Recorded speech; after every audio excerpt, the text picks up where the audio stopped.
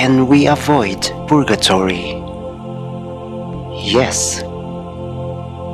Many think that it is practically impossible for the ordinary Christian to avoid purgatory. Go there we all must, so they say. They laughingly remark, well, for us, if we ever get there. Alas, when too late, they will recognize how terribly rushed their words are. As a consequence of such fatalistic ideas, many make no serious effort to avoid purgatory or even to lessen the term they may have to pass there. Thank God, all do not hold such gloomy view.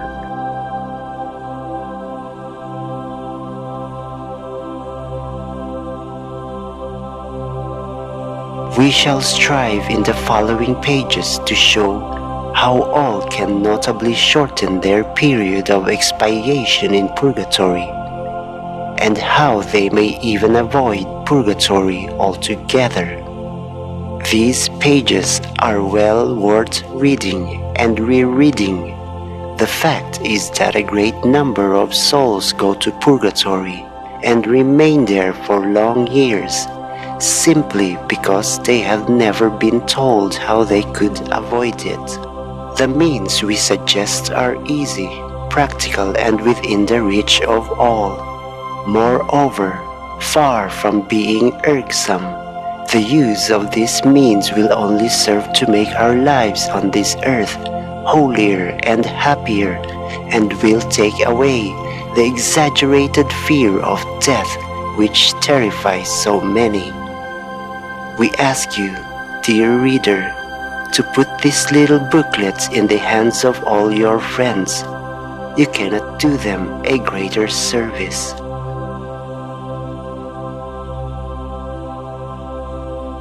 How can we avoid purgatory? The reason why we have to pass through purgatory after death is because we have committed sins and have not made satisfaction for them.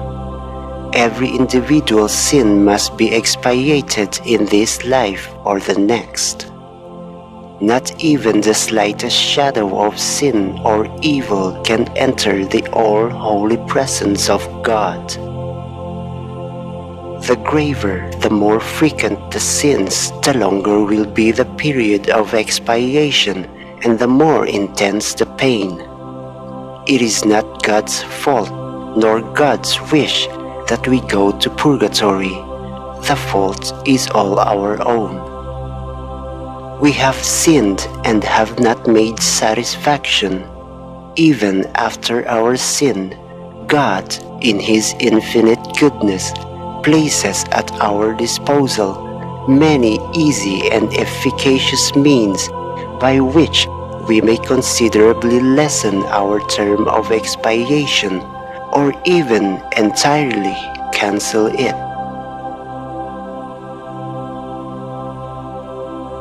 Most Christians, with incomprehensive rashness, neglect these means, and so have to pay their debts in the dreadful prison house of purgatory.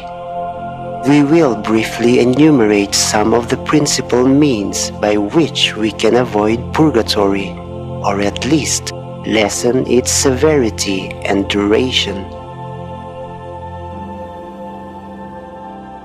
The first means of avoiding purgatory is manifestly to remove the cause, which is sin.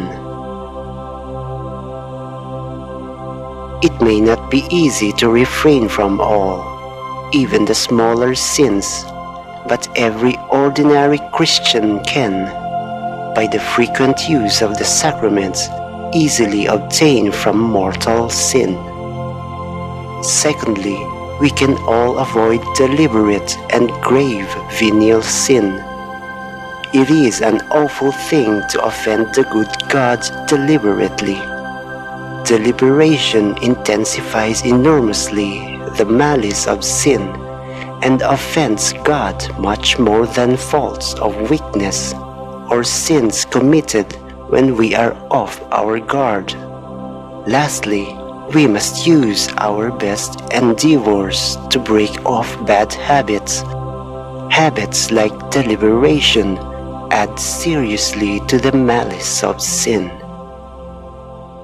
A deliberate falsehood is very much worse than a hasty lie of excuse, and a lie resulting from the inveterate habit of lying is very much worse than a casual lie.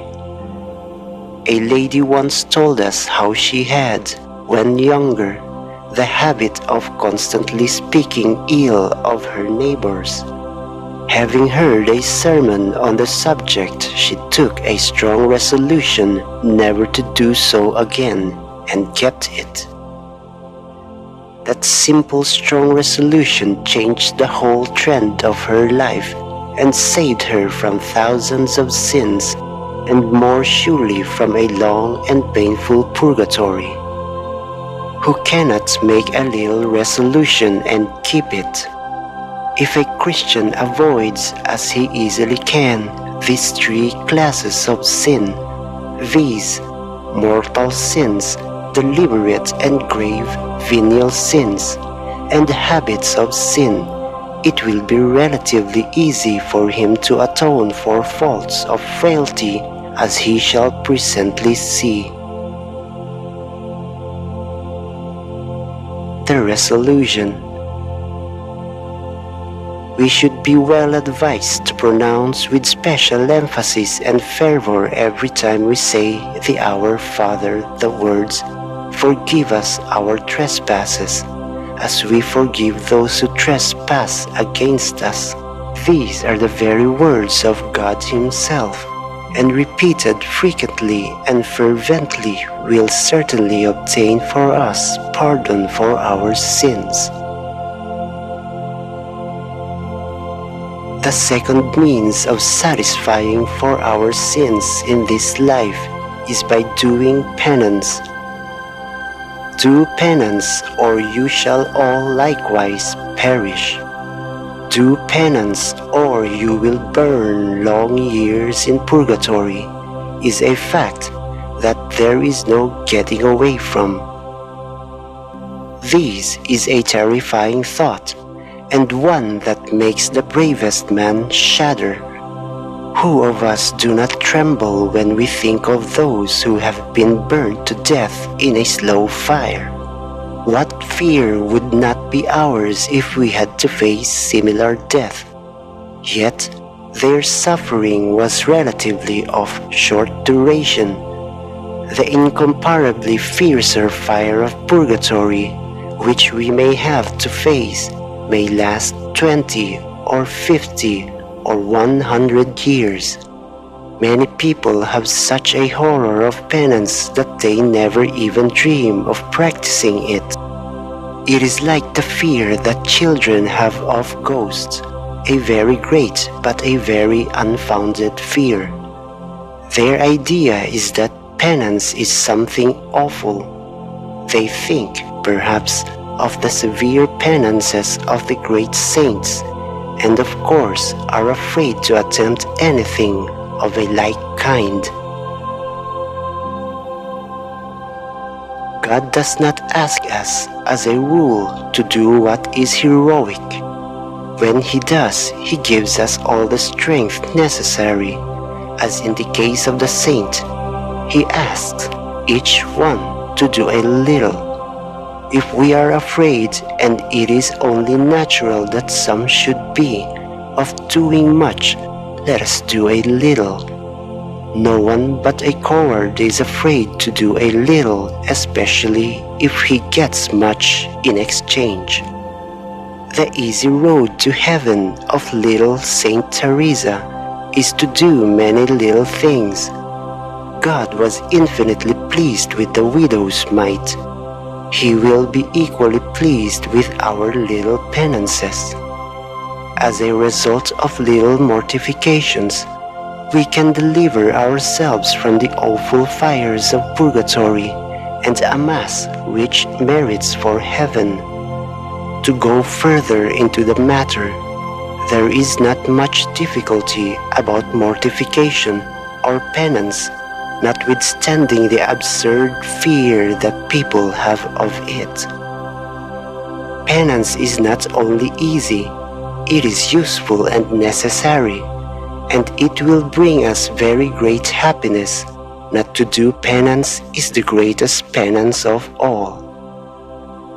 As a matter of fact, every man of the world naturally, spontaneously mortifies himself.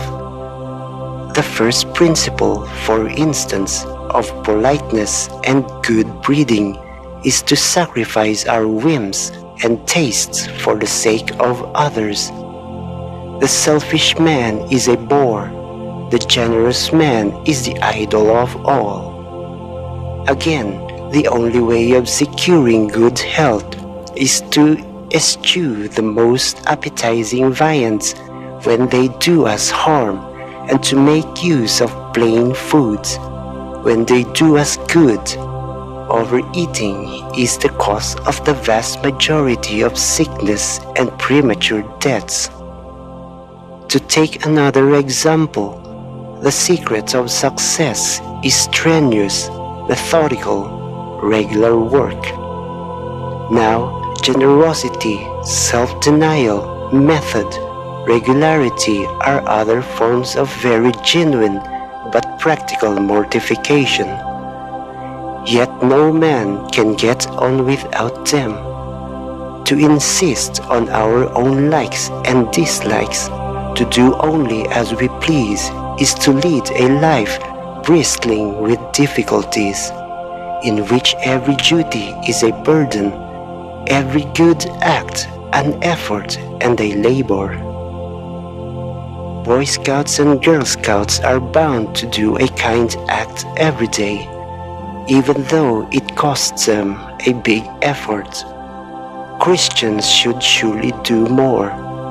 Daily acts of self-restraint, of patience, and others of kindness to others, the exact fulfillment of duty, are splendid penances and a great aid to happiness. The resolution. If we are afraid to do much, let us do many little things.